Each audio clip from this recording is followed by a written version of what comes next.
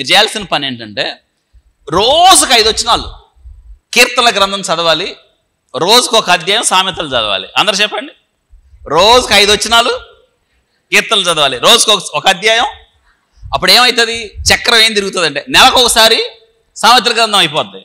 2 connection మనకి ఏంటంటే కీర్తనల గ్రంథం ఏమో మనకేం తెలియజేస్తుందంటే, మీరు జాగ్రత్త గుర్తుపెట్టుకోండి, సిలువ తెలుసా మీకు? సిలువ, మీరు సిలువను ఎప్పుడు చూస్తారు? గుడ్ ఫ్రైడేకి కదా. ప్రతి సమాధి మీద ఏముంటుంది? ఎందుకు ఉంటుందో నాకు ఇప్పుడు తెలియదు. అది ఎందుకు ఉంటుంది? అది చాలామంది ఇళ్లలో సిలువ పెట్టుకుంటారు. యూస్ ఏంటది? వింటున్నారా? ఒక తండ్రి లేడు అమ్మాయికి, పేదవాళ్ళు, అమ్మాయికి పెళ్లి చేయాలి అని నాకు చెప్తే పెళ్లి సంబంధం వస్తుంది. పందిలపల్లిలో ఉన్నా, చెప్పాను కదా నేను, అక్కడ ఏం జరిగినా నేను ఉండాలి.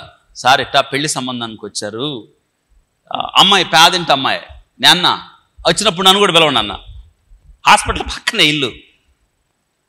ఆ అమ్మాయి ఎంఎస్సీ చదువుకుంది, పెళ్లి చేయాలని. సరే పెళ్లి, తండ్రి లేడు, పేదవాళ్ళు. వాళ్ళమ్మ మా హాస్పిటల్లో ఊడ్చిద్ది. సరే ఇట్లా వచ్చారనగా నేను కూడా వెళ్ళి కూర్చున్నానండి. విచిత్రం ఏం తెలుసా? పెళ్లి కొడుకు వచ్చాడు, వచ్చి చెవుకి సిలువ పెట్టుకుని వచ్చాడు. వాడు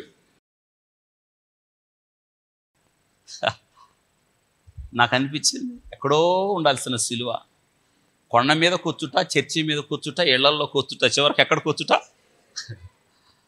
చెవులోకి వచ్చింది. నేను ఆయన చూసి 2 రంగులు వేసినట్టున్నాడు తలకి, రంగులు ఎట్టుకులు. నేను ఆయన అడిగాను, చర్చికి వెళ్తావా అన్నా. నేను ఊరక ఏమన్నాడు తెలుసా? అన్నాడు. వాడు దేవుని నమ్ముకోబట్టి సరిపోయింది.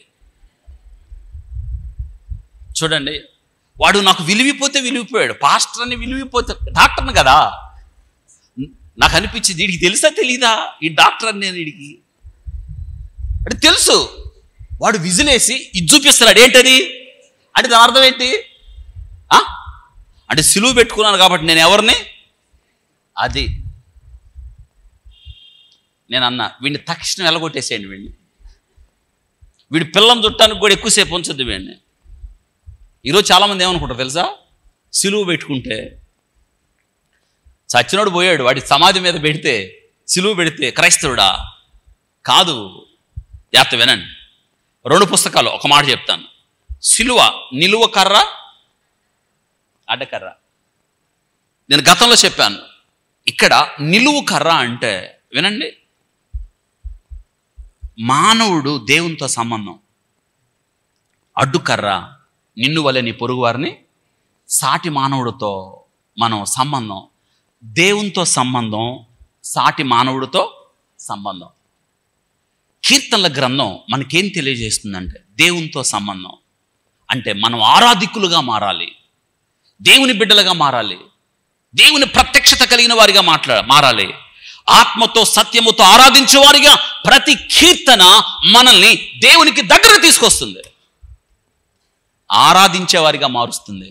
కానీ సామెతలు ఉందే, అడ్డు అంటే దేవుణ్ణి ఆరాధించిన నీవు, దేవునితో సంబంధం పెట్టుకున్న నీవు పక్కన వాడితో ఎలా సంబంధాలు పెట్టుకోవాలో, ఎటువంటి బాంధవ్యములో క్రీస్తును కలిగిన వ్యక్తిగా నిన్ను వలె నీ పొరుగు వారిని ఎలా ప్రేమించాలో తెలియజేస్తుంది. ఆరాధన, ప్రవర్తన